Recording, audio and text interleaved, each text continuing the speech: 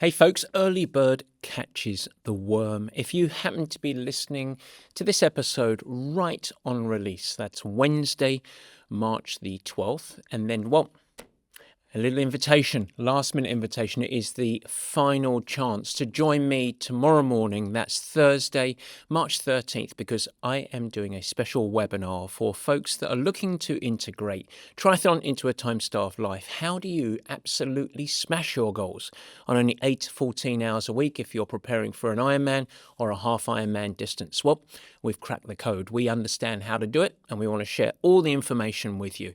It is absolutely free. Everyone is welcome to join, your friends, your neighbours, even folks that will be kicking and screaming coming into the door. Feel free to reach out and join me. And if you happen to be listening to this after the date of the webinar, register anyway. We'll leave the link in the show notes and you can register and we will send you the recording, which I'm sure will be a gem. If you can't attend live, of course, anyone that signs up gets the recording. There's no pressure. You don't need to be a purple patch athlete, and I think it's going to be very, very helpful. Now, we're talking about something that is very useful for any athlete that is getting ready for any form of competition or maybe even a presentation at work, because we're talking about overcoming fear, anxiety, and self-doubt when it comes to performance. I hope you enjoy the show. Cheers. I'm Matt Dixon, and welcome to the Purple Patch Podcast. The mission of Purple Patch is to empower and educate every human being to reach their athletic potential. Through the lens of athletic potential, you reach your human potential. The purpose of this podcast is to help time-starved people everywhere integrate sport into life.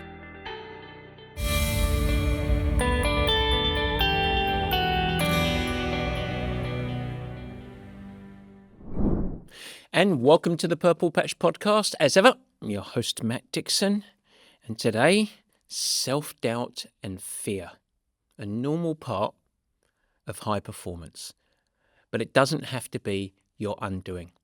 We're going to set the stage today with a little bit of a case study and a story that we might return to over the course of it. And then I'm going to try and build a toolkit for you to help you set the right mindset and overcome those really normal little seeds of doubt that you have when you're preparing for, and particularly when the big event starts looming on the horizon. Goodness me, it doesn't have to be a negative. In fact, it's a normal part of the process. We're going to go through today, and it's going to be very, very helpful, but also hopefully pretty fun to listen to. Now, if you are listening and you enjoy the show today, I do want to give one shout out as an option for you, because as I've talked about on the show before, we do consultations, not just for Purple Patch athletes, but for any athlete or any person that is looking to overcome an obstacle, maybe plan their season or anything related to their performance. You can just come, you pay your fee, you spend an hour with one of our coaches, etc. You can also do the session with me. But this week's show is particularly pertinent to highlight one of our coaches, Max Gehring. And Max, as you know, has co-hosted the Purple Patch podcast with me over the course of the last few weeks a couple of times, and is going to be a pretty regular person sitting in the desk here in Studio One in San Francisco, co-hosting with me as we go through. But one of the things you might not know about Max, beyond being a fantastic coach, a great member of our team, he's also a brain mechanic. Yes, he has a master's degree in performance psychology. So he is the perfect person. In fact, I kind of wish I had him with me today, but he did help me with this show. And so if you finish today with more questions, or perhaps you want some more personal guidance, some support, particulars around your situation, feel free to reach out to us, info@purplepatchfitness.com. Max is a great guy, really empathetic, understanding, and will hold you to account. He's going to give you some strategies to help you navigate any self-doubt and anxiety as it relates to any form of performance, whether it's sport or otherwise, and equip you with the tools to really thrive and go and have your potential meet performance, which is what we're after. Of course, it doesn't need to be psychology. If you're interested in something else, feel free to reach out to us. You can set up a consultation with any of our coaches. And while I should say this, if you'd like to continue the conversation more broadly with Purple Patch, if you'd like to learn more about our programs, our squad program, which is our most popular, the more autonomous program where you get access to all of our coaching team, or of course an individual one-to-one relationship with either myself or one of the coaching team, just reach out to us, info@purplepatchfitness.com. You can scan the programs at purplepatchfitness.com, the website. But feel free to set up a call. We're happy to have a chat with you and see whether we are a good match for you over the long arc of a performance journey. All right, with that, let's get going. Fear and self-doubt. It's a good one today. I think this is long overdue, so I hope that you enjoy. Settle down, grab the dinner plate, because we are having our meat and potatoes.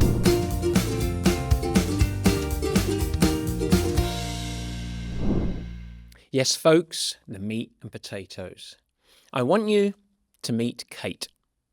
Now, Kate is a very strong amateur triathlete. She's competitive, she's committed, she's driven. And in the early stages of her career, if you want to call it that, her journey in triathlon, she had a lot of early success. It was littered with podiums. And as she started to improve, she started to feel validated, confident. I like this. I'm doing very, very well. And her focus started to increase. And there reached a point for Kate, who is a purple patch athlete, where there was almost a turning point. As she committed more and more to the sport and she applied more of her attention, it became more of a feature in her life. Things got a little more serious.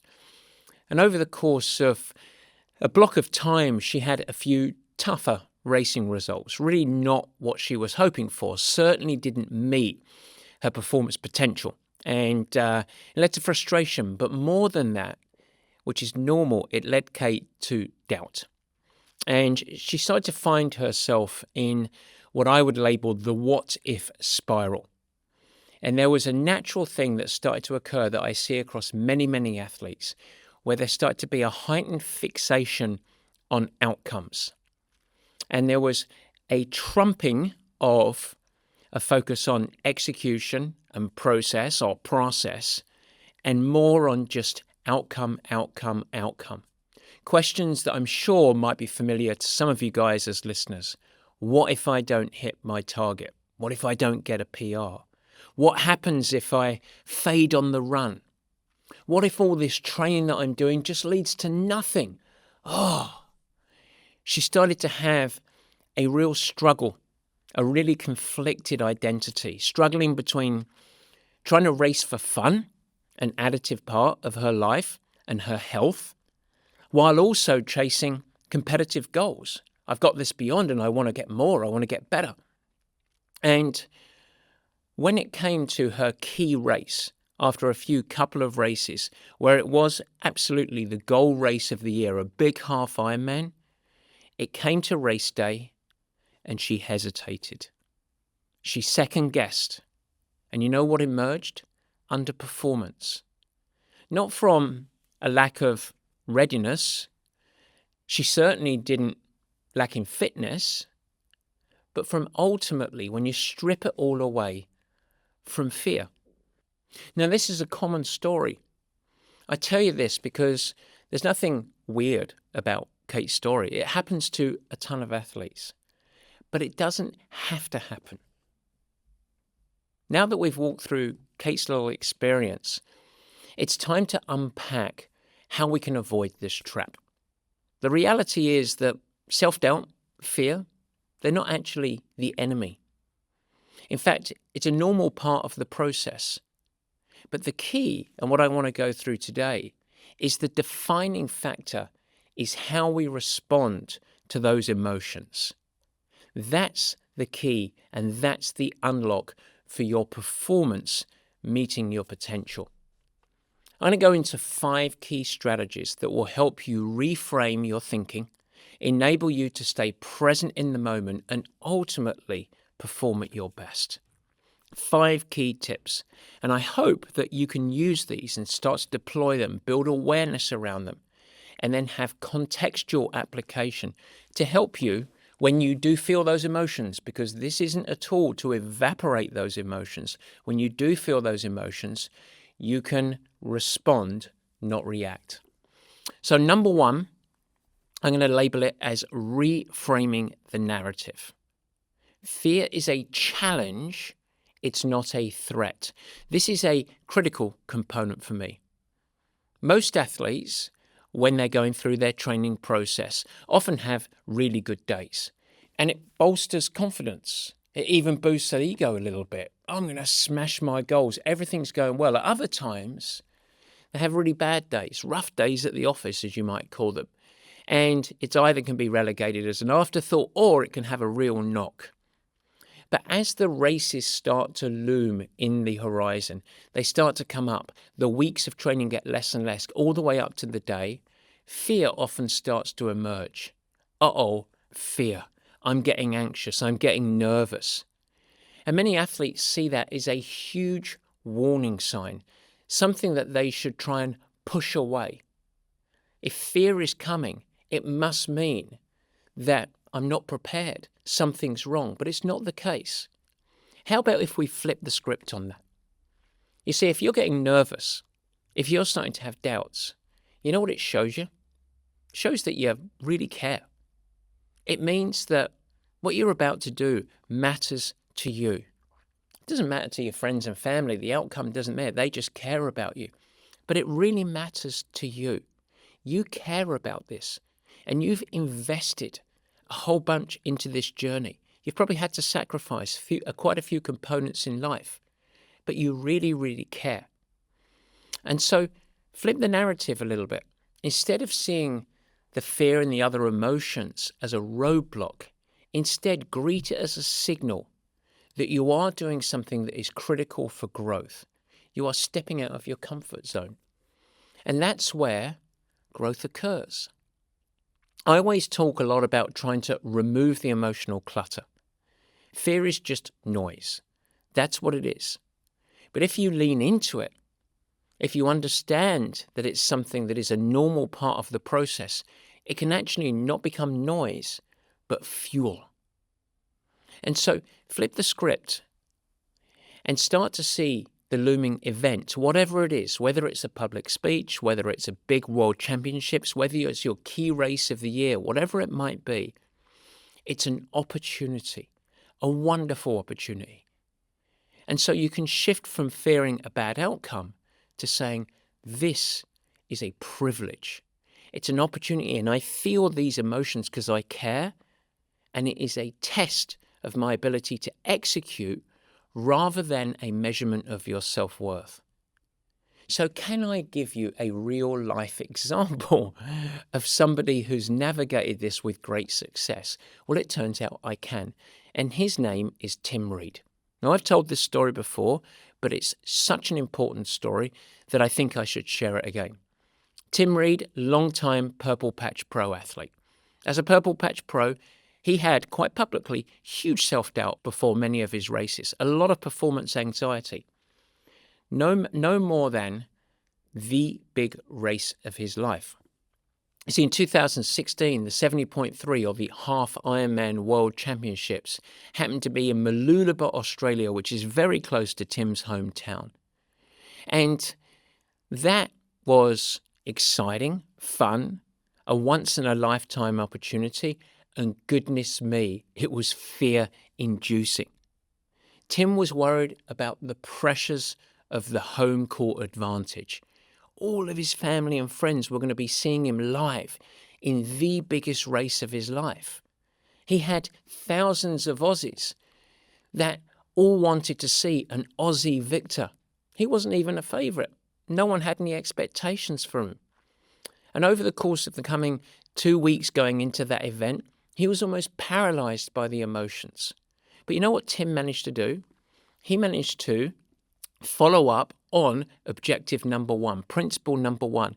He shifted his perspective. And rather than seeing this as a pressure cooker, something that was a threat with all of his friends and family to the watch, with adding like a ton of bricks emotionally on his back, he started to shift it to a once-in-a-lifetime opportunity. There was never going to be another World Championships in his hometown. And by the time race day came, he raced with freedom. And when it came down to the wire, that moment, and it happened to be that there was that moment in this race, those same family and friends that were 10 days, 2 weeks before the race felt like a ton of bricks, became a part of thousands of fans whose cheers didn't weigh him down, but became the wind under his wings that enabled him to take that extra step and become world champion in a sprint finish. He won by 2 seconds. Opportunity taken. Pressure is a privilege.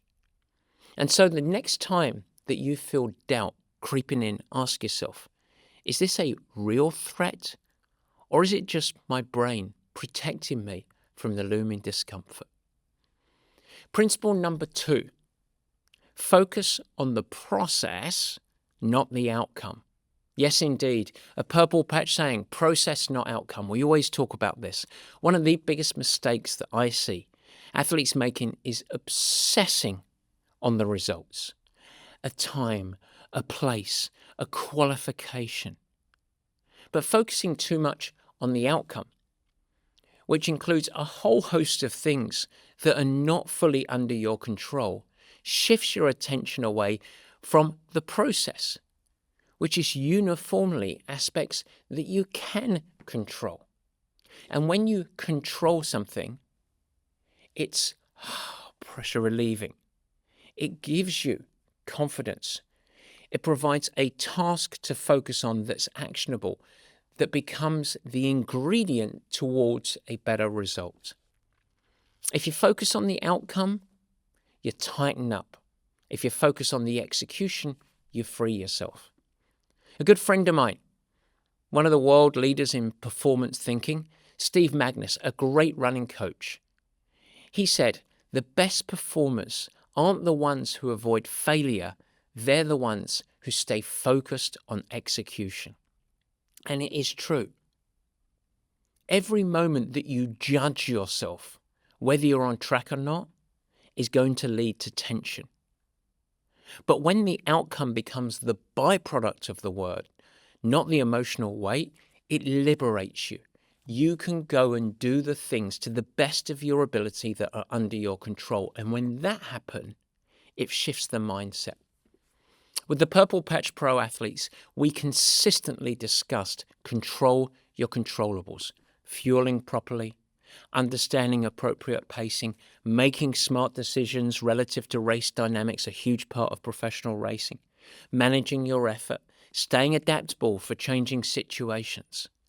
Every single situation, Tim Reed, world champion that we talked about, he probably had to make 20 critical decisions. He happened to make, with luck on his side, all 20 of them being the right ones. And that was how he became world champion. But if he spent his whole race worrying about outcomes, he would never make decisions with clear thinking. He would react rather than respond. He would have been tense rather than liberated. And so, focus on the process, not the outcome. When Kate, our case study, lost sight of these basics, she spiraled.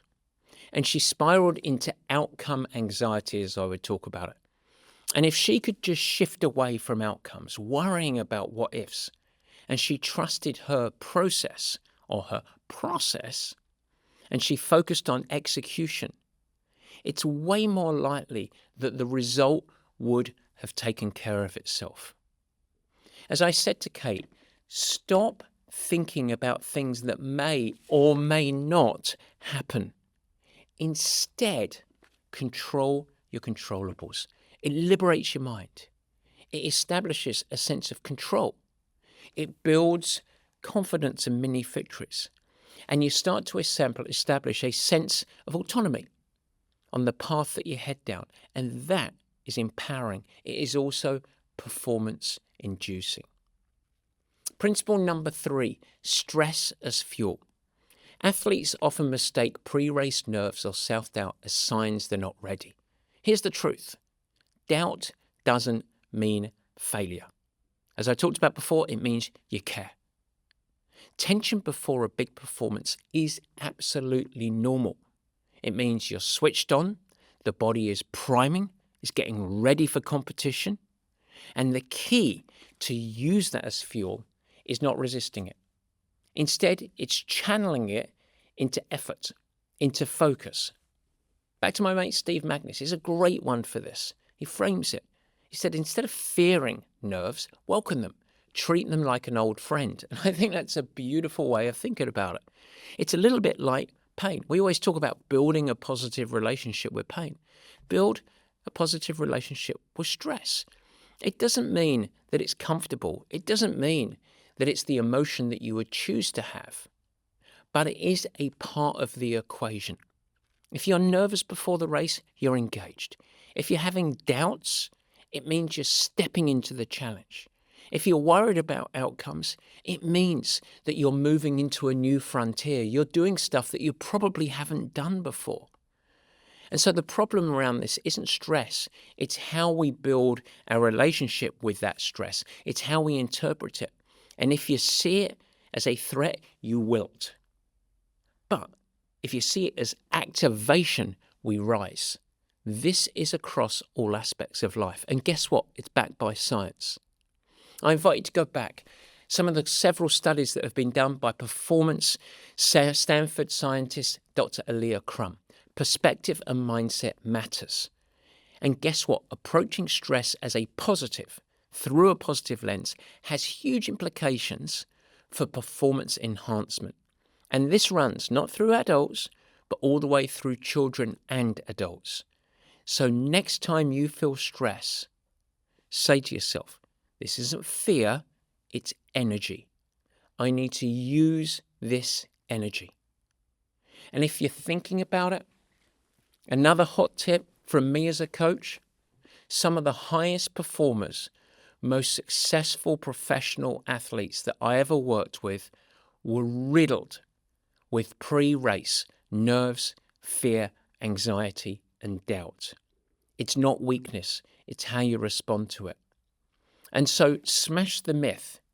If you think right now that you look at a Jan Frodeno, a Lucy Charles Barkley, a Chelsea Sodaro, a Tim Reed that we talk about, and you think they've got it all worked out, they just must feel really confident.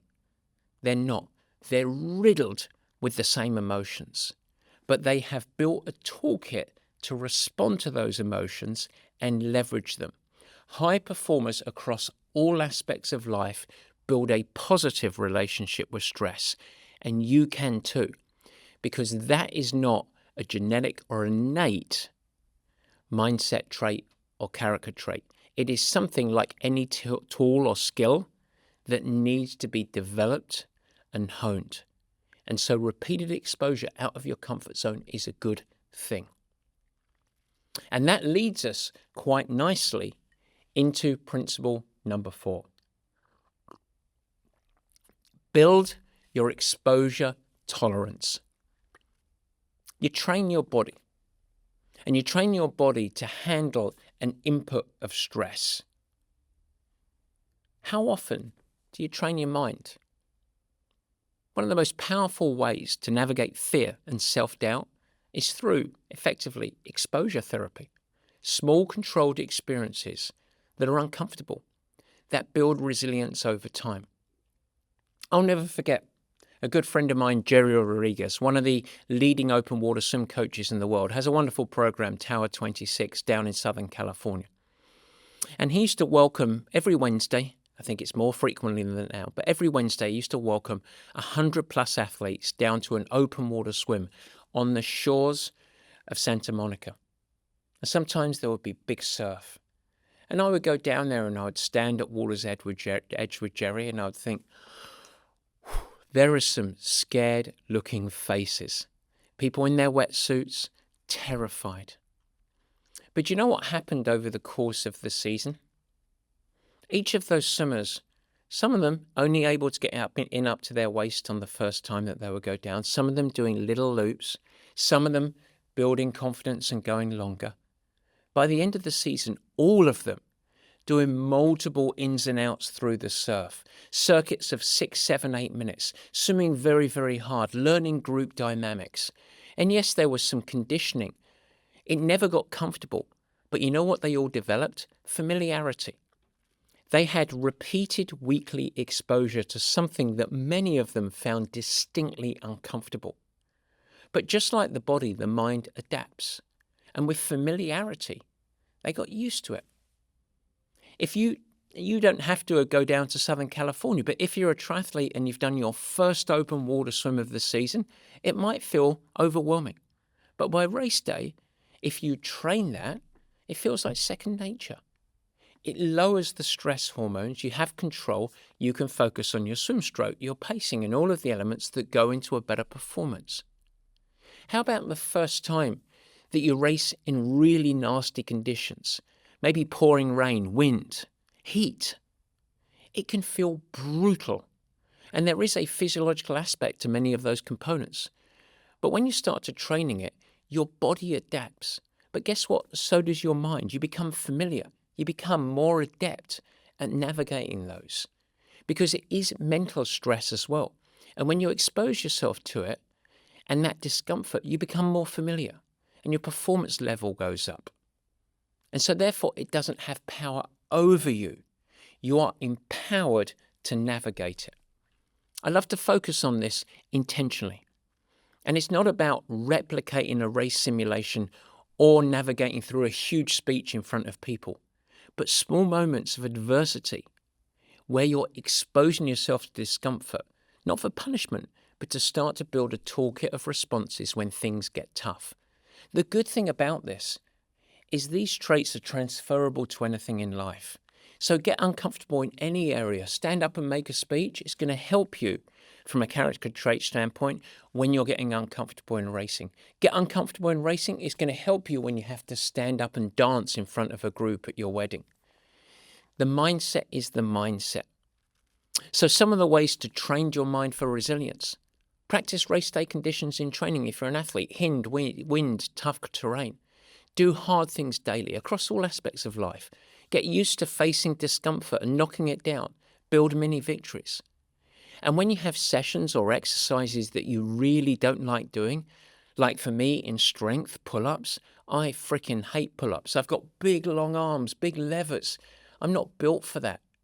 I shouldn't shy away. I should lean in. I shouldn't worry about what others think. I should just try my best. Because it forces me to show up and do my best. And yeah, I might get better at pull-ups, but I'm not allowing my mind to fall back into the comfort zone. I'm exposing it to build resilience and adaptability. And that leads us to principle number 5. Separate your thought and your emotions from your identity. I think one of the most dangerous mental traps an athlete can fall into is believing that their thoughts are actually true. I'm going to say that again. One of the most dangerous mental traps that I see athletes fall into is that they believe that their thoughts are actually truth.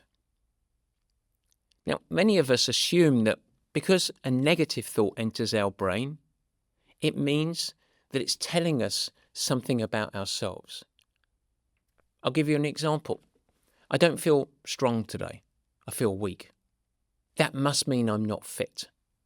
Oh my God, I'm doubting myself. That must mean I'm not ready. I feel nervous and anxious. That must mean that I'm going to fail. And I tell you what, I've had those emotions. I bet you've had those emotions too. But here's the reality of all this. All you are experiencing there is thoughts. And do you know what thoughts are? They're just thoughts. That's it. They come and they go. And you don't have to respond to them. You don't have to act. With the pro athletes that I work with, I always encouraged emotional detachment. Get away from your thoughts. You can acknowledge them, but you don't need to respond or act. And so, yeah, recognize fear, doubt, anxiety. It's going to show up, but acknowledge it without any judgment. And think about it like a cloud in the sky. It's going to pass. In fact, it's going to evaporate. And this is not exclusive to world-class athletes. Next time your mind throws you into doubt, try this. Hello, I see ya. Yep, like an East London market stall salesman. I see ya right there. But right now, I'm busy. And so, Mr. Thoughts, you're going to pass because I'm busy focusing on what I can control. That's going to give you control. You see the thought, you feel it, but you're not going to give it attention because you're going to channel your mindset into the things you can control. I'm focusing on execution. And it's not something that's natural, that's organic, that just happens. It's a skill. It's something you can develop, and you can do it every single day. Oh, I'm not sure I should do it. And I feel that, but hello, that's it. And before you know it, when there's no one on the dance floor and everyone's looking, and you can tell that many people would love to dance, but they don't want to be the first one. You might be the first one to say, you know what, I'm going to do it. And if you're at a school function with all the other parents and you look around and you feel really uncomfortable, guess what? So does everyone else. Everyone feels uncomfortable. And so it's a good chance to say, I feel that. I feel anxiety, but I'm going to step in. I'm going to turn around to the person next to me and say, hey, I'm Matt. How are you? And next time you're worried about your outcome or your race or whether you're going to do well or not do well or anything else, step in and say, I see you, but I'm focusing on the things I can control. And before long, you build little victories and you have a mental toolkit. And so let's bring it back. Fear and doubt, they're not the enemy. The best athletes don't eliminate fear, they navigate it. The strongest performers don't avoid discomfort, they train for it and step into it. And the most consistent athletes that I've ever worked with don't obsess over outcomes, they trust and lean into their process. And so, Kate, as you listen to this, don't let your doubt control you. Don't let it cost another performance. You train your booty off. And so with these tools, you don't have to make the same mistake. As you finish today, I'm going to give you, the listener, an exercise that you can do. And I'm going to lead you through an example, but I encourage you to go through this and do this. Write your fears and doubts out on a piece of paper. And when you go through, think about it and say, what are the controllables and what are the distractions?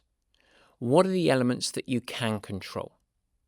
So you can control how you prepare, how you execute, your effort, your mindset, your response to adversity. And then, what can you not control? Well, you can't control what your competition is going to do and how they're going to perform. You can't control race day conditions. You can't control external expectations of what people think about you. And so you can let those go. And you can channel it down. So if you write down your fears, your worries and your concerns, and then you think about on one side your controls, the other side the things you can't control, and put those out to trash. Alrighty, remember, if you want follow-up conversations, info@purplepatchfitness.com. We've got the brain mechanic on staff. He is happy to help you, talk you through all of this on an individual level. Max Gehring, he has got a master's degree in performance psychology. He's a wonderful coach to deal with this. And folks, I will see you next time. Take care. Cheers. Guys, thanks so much for joining and thank you for listening. I hope that you enjoyed the new format. You can never miss an episode by simply subscribing. Head to the Purple Patch channel of YouTube and you will find it there and you could subscribe. Of course, I'd like to ask you, if you will subscribe, also share it with your friends, and it's really helpful if you leave a nice positive review in the comments. Now, any questions that you have, let me know. Feel free to add a comment and I will try my best to respond and support you on your performance journey. And in fact, as we commence this video podcast experience, if you have any feedback at all, as mentioned earlier in the show, we would love your help in helping us to improve. Simply email us at info@purplepatchfitness.com or leave it in the comments of the show at the Purple Patch page and we will get you dialed in. We'd love constructive feedback. We are in a growth mindset, as we like to call it. And so feel free to share with your friends. But as I said, let's build this together. Let's make it something special. It's really fun. We're really trying hard to make it a special experience. And we want to welcome you into the Purple Patch community. With that, I hope you have a great week. Stay healthy, have fun, keep smiling, doing whatever you do. Take care.